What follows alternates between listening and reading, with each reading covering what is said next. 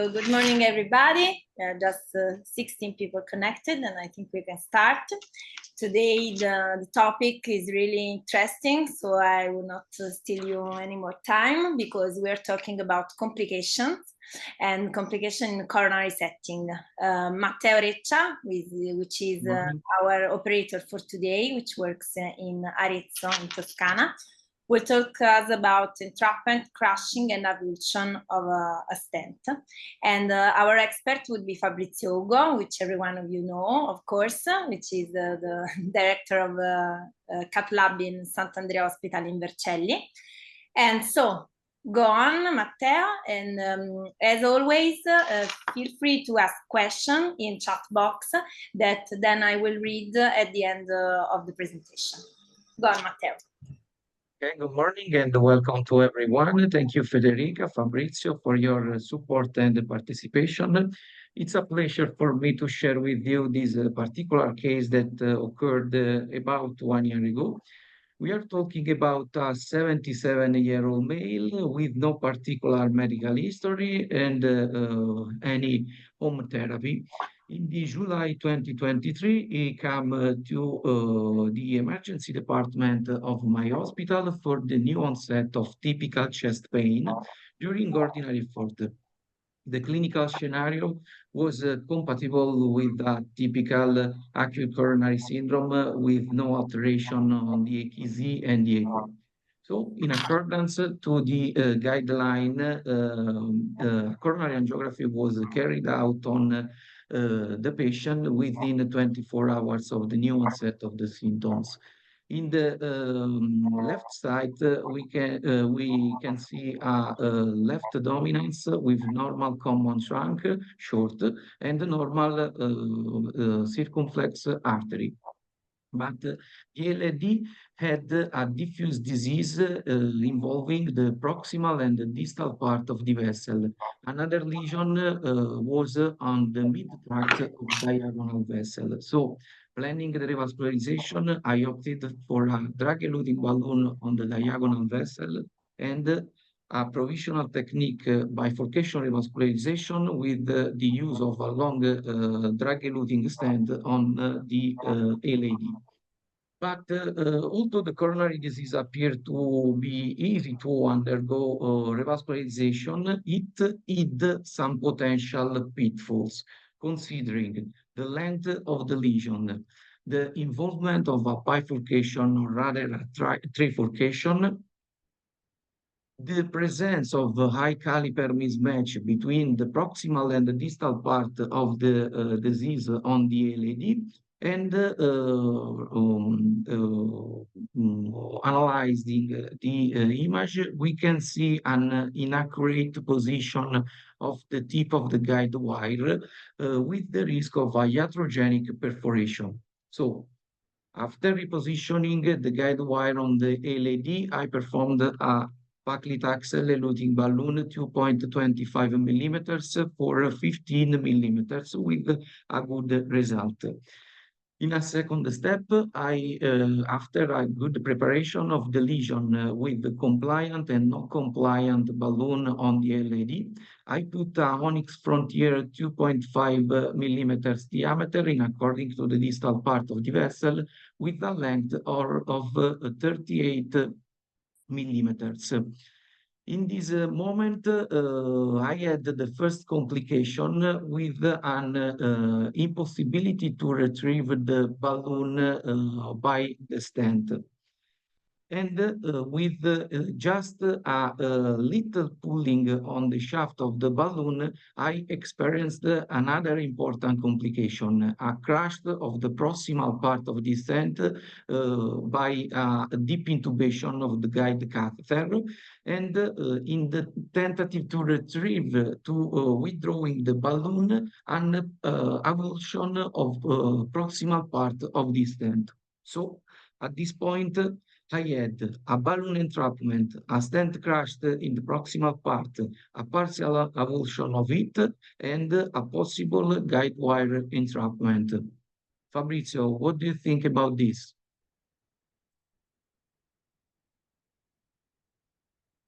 Fabrizio? Sorry. Thank you, Matteo, and thank you, Fede, for these kind of invitations. I'm very honored to be here with you today with your young community. This is a common possible complication, but we need to, in order to clarify this situation, we need to distinguish two different situations, just to understand, because we have the similar final way to solution, but we have a possible to distinguish two different complications.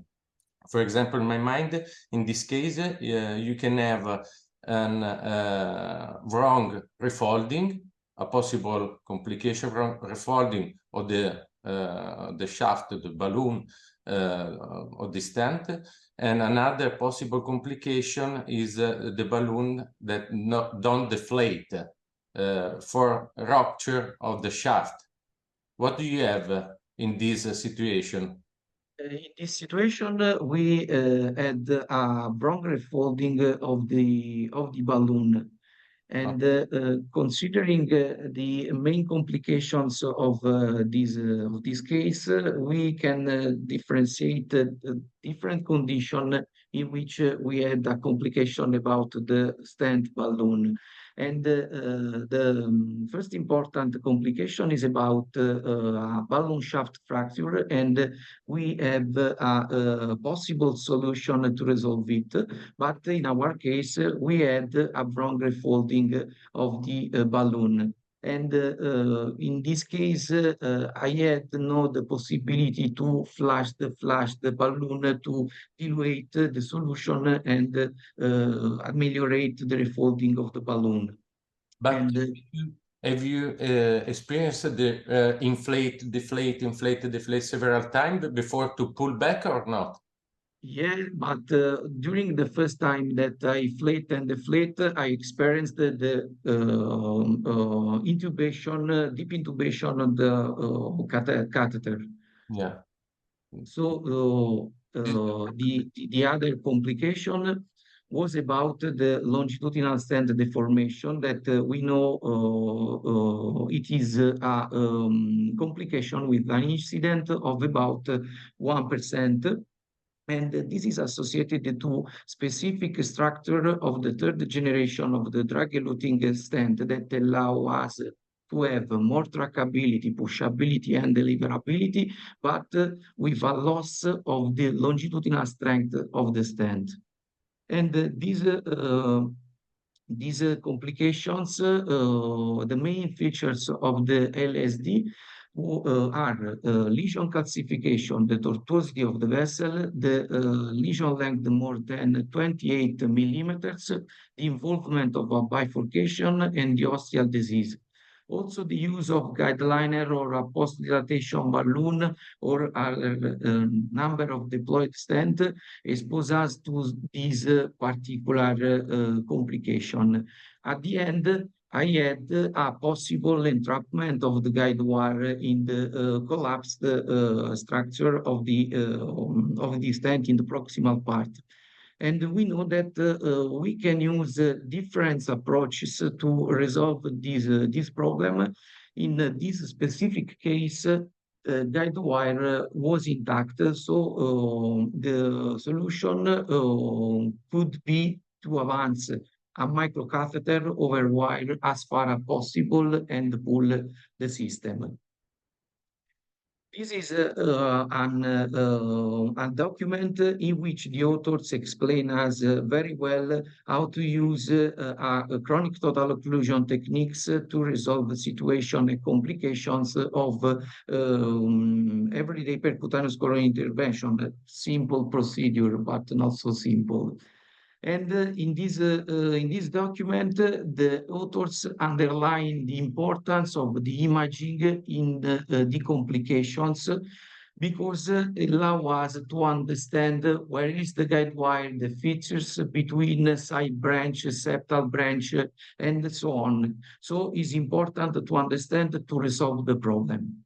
Yes, Matteo, the previous slide, this is our paper we are writing now our paper, my group and Massimo San Giorgi in Tor Vergata, because he asked to me to have this presentation of bailout use of IVUS, how to resolve the simple situation can become in a complex situation. So I'm writing this paper with this different scenario. Okay. Thank you, in fact, Fabrizio, for the image.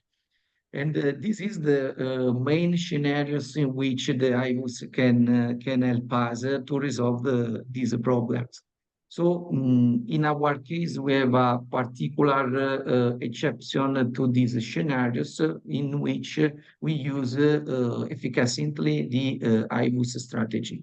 So returning to the complications, I had a series of bailout strategy. My first option was to put progressively more bigger balloon in the proximal part of the vessel to enlarge the proximal part of the stent and put a second stent in overlapping with the first one. But this strategy failed to help me. So I afraid to leave at the end of the procedure the guide wire in the LAD because I realized that the guide wire was entrapped in the proximal part of the collapsed stent. My option was remove the guide wire after verify just positioning of the distal part of the stent with no signs of dissection or other complication in the distal part of the LAD. Retrieve till the ostium of the diagonal vessel of the diagonal guide wire, and at this point try to recross a lateral window of the non-collapsed portion of the stent. At this point, push distally the guide wire and put a second stent in overlap in the proximal part. So this is the step-by-step description of the procedure. In the image A, you can see the use of a single lumen small microcatheter to retrieve healthy the guide wire without fracture or rupture of this one. In the B image, we can see the phase in which I retrieve the guide wire until the origin of diagonal vessel recrossed a collateral cell of the stent, and with a jailed tip of the guide wire pushing it in the distal part of the vessel. So using a lot of compliant and not compliant balloon, I improved the caliber of this region, and this allowed me to perform finally IVUS control. The IVUS control allowed me to verify the features between the crushed stent, the struts of the stent, the collateral side branch as a septal and diagonal vessel. And at this point, I decided to optimize the result with a non-compliant 2.5 balloon on the bifurcation before to put a second stent in this tract. So at the end, finally, I put a second stent in the proximal part of the vessel in overlap with the first one, and complete the revascularization with a canonic provisional technique with recross, and at the end, post-optimization technique. Here we can see a final run of the IVUS image that allowed me to verify the positioning of the stent in the distal part of the vessel, the positioning of the stent in the proximal part, and at 2 o'clock we can see the crushed struts of the first one with a good covered by the second stent in the proximal part of the vessel. So this is the final result on the angiography. Thank you.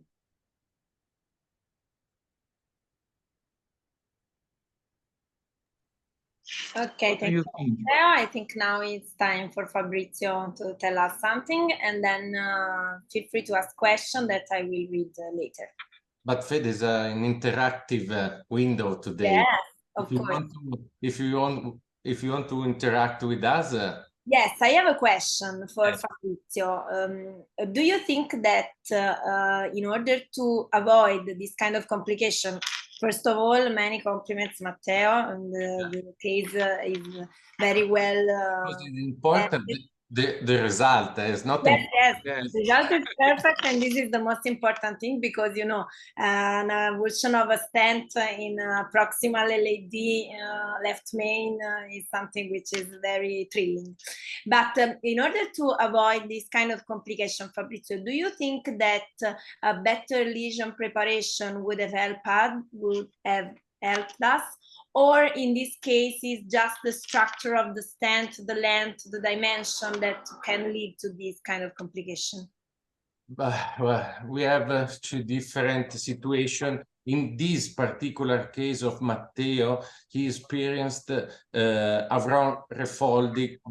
Don't like to wrong preparation of the vessel, I think, because we don't have in this case several calcification, diffuse calcification. We don't have a huge burden of calcium, calcium nodules. So there are the specific pitfalls. But in this case, Matteo prepared very well the lesion, I think, before to putting a stent. So in my mind, in this case, it just like this complication is like to wrong refolding.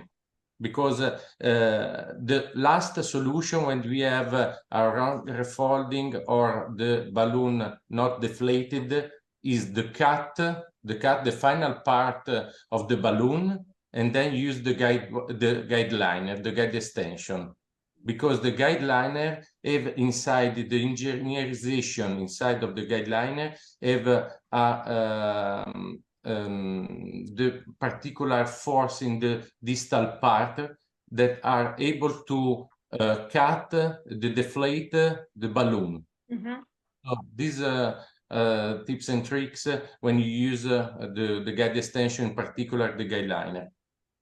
Okay. But in this, Fabrizio, that positioning of a guide wire in the circumflex artery would allow me to prevent the deep intubation, or in this case, the pulling effect was so strong to prolapse the guide wire in the circumflex artery? Matteo, in this case, is important, I think, when you first pull back the shaft, the balloon of the stent, is important to leave in my mind the free guide wire in the aorta. These are tips and tricks, because when you pull back the balloon, you have normally the jump of the catheter inside of the coronary artery that ends to coronary dissection, crashing the stent as you experience in this case. But we can avoid the left main dissection, the LAD dissection, coronary dissection, or crashing the stent. We can avoid leaving the guide wire, a free guide wire in the aorta before to pulling strong. These are tips and tricks. Thank you. Okay. Another point that we can discuss is why you remove. Yeah, this is my point, because when I look at your case, I in my mind don't remove the guide wire. Also, if the trap or fracturated, don't remove the guide wire, because your first guide wire is inside.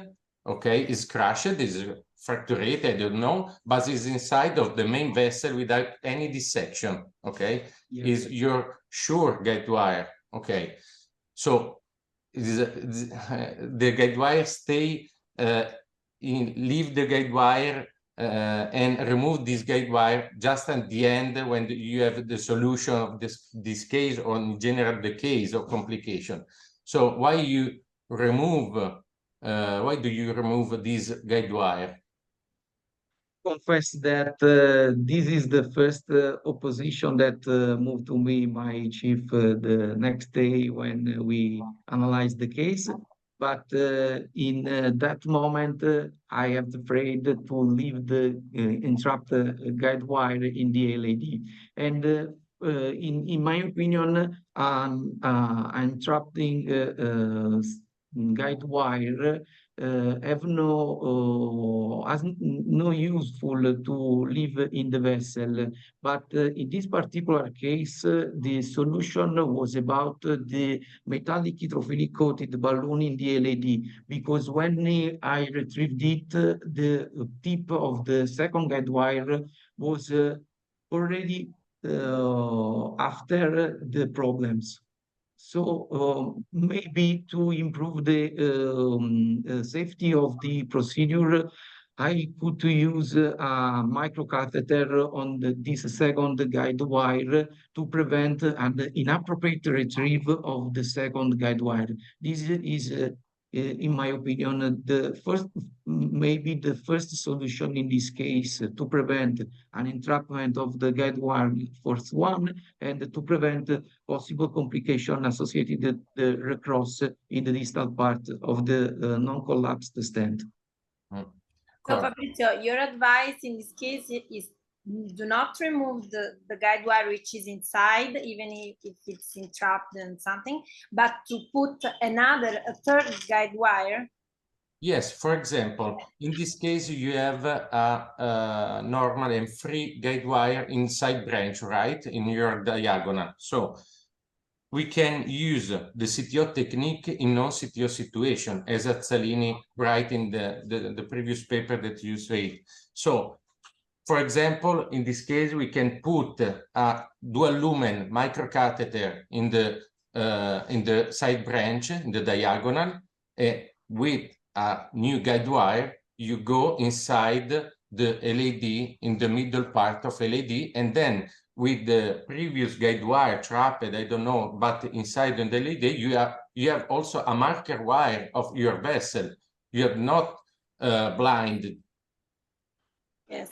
We have a question from the audience. Do you think that pulling a microcatheter to change the wire would have been helped? I think it refers to the first part. So when Matteo pulled the guide. Matteo, what do you think? I don't know. Fabrizio, do you think this would help? Matteo, what do you think with the use of the dual lumen or single lumen microcatheter? If, for example, you can have tomorrow this similar situation, you will use the dual lumen or single, or you repeat your movement, you repeat your step by step that you... No, I think the dual lumen microcatheter is the optimal choice in this case to perform the revascularization. That is an alternative option to the strategy that I expressed before when I want to use a single lumen microcatheter in the first one and the second one. But the use of a dual lumen, I think, is the best because it allows me to leave until the end of the resolve of the problems the guide wire in the distal part of the LAD. But Matteo and Fede, what do you think about the use of my technique of the IVUS, putting the IVUS in the side branch, and then you go with the IVUS view parallel with the microcatheter and a new wire with the IVUS, but we need to have a 7 French guiding catheter. We don't have in general 7 French. We perform 90% of our PCI with 6 French biradial. So it's a different situation. Yes, maybe this is a CTO setting. So it is a CTO technique that you will use and so you start with the 7 French and so on. I think in this case, which is an NSTEMI plain procedure at the beginning, you go with the 6 French in radial, and you cannot even think that this will happen. We have some questions. Antonio Soropago says, often the easy PCI may degenerate into nightmare case. So congratulations for the way you managed it. A couple of questions. What the minimal toolkit every cath lab should have to be able to manage such complications? And how did you manage that after this procedure? Did IVUS confirmation of good final result impact on the decision? What do you think? Fabrizio. What do you? Fabrizio for the toolkit and Matteo for the DAPT. Let's go, Fabrizio, on the toolkit. In my mind, is important. With the Joel Secco, we writing a paper, but not published. This paper is very interesting with the material living inside of our coronary artery. No, so we crash stent, we leave fractured wire, we leave balloon inside the coronary artery. We leave also. I have a case in San Giovanni Bosco Hospital in Turin that we leave the coronary filter inside of our patient because was jailed in a stent. So my colleague performed his best PCI, but in the wrong parallel wire, not the filter of coronary artery. So we cut at the end in the femoral artery, cut the wire, leaving the patient 6 years with the filter. So but we check all patient. Don't worry, it is not a problem when you leave a material inside of the coronary artery, especially in your case, Matteo, when you crash the stent in eccentric fashion or concentric or avulsion, is not important. You put another stent inside, is not the problem. It's not the problem. Also in our follow-up and the therapy, the therapy to answer the question in my mind, don't change. Don't change. I leave the patient for 12 months with the dual antiplatelet therapy. So yeah, I confirm that in this case we performed 1 month, 6 months, and 1 year follow-up. I just few days called the patient to understand the clinical condition and decides to stop the dual antiplatelet therapy to continue aspirin alone. Yeah, for me, it's the best way. I think a question for Fabrizio. Can you give us some tricks on how to interpret IVUS during this kind of complication? But how do you interpret this? IVUS, I think the thing you have to say this before. So how to interpret the right way to enter into the lateral cell of the stent, I think. Because IVUS is such simple when you see crash the stent. I think it's not really easy to interpret. But I think the difficult part for people who are not But first of all, it is important to interpret the IVUS, not to use only, but to interpret the IVUS and to put inside the distal part the IVUS, because in similar complication, normally the IVUS don't cross the complication. So you are blind when the IVUS don't cross the complication. But Matteo was able to put the IVUS, to perform the IVUS, and look here, for example, in this slide, we can appreciate the eccentric position of the strut of the stent. Is a very great images. Look here, without the strut of the stent in the 9th hour of our screen, for example, Yes, perfect. Okay. Guys, I think that time is over, so we have just a few minutes for take-home message. Fabrizio, it's your turn. Matteo. Okay. Okay. So our main take-home message is even straightforward procedures can become a very challenging scenario. Take in mind all possible solutions available, familiarize with every device generally used in your cath lab, and the imaging can always give you a better understanding of the situation.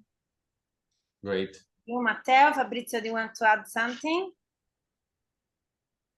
Okay, for me. No, Fede. Okay, so thank you all. Thank you, Matteo, for this interesting case. Thank you, Fabrizio, which is our friend, which is a young And are you a big member. Yes, because you are young in mind, so age Thank you. not a problem. Okay, this is our last clinical corner for this year. So we say goodbye to everyone and thanks everyone for the cases, for the question. We remember that our corner are available on the GISE website and also on YouTube page of Journal Club. We will start in September, of course, with new cases, new complications. Soon everyone can send us his availability to participate, and stay tuned because we have another statistical corner in July before vacation. And thank you again. Thank you, Fabrizio. Thank you, Matteo. And thank you, everyone. See you soon. Thank you, Fede. Ciao. Bye bye. Bye, thank you. Thank you, Frank.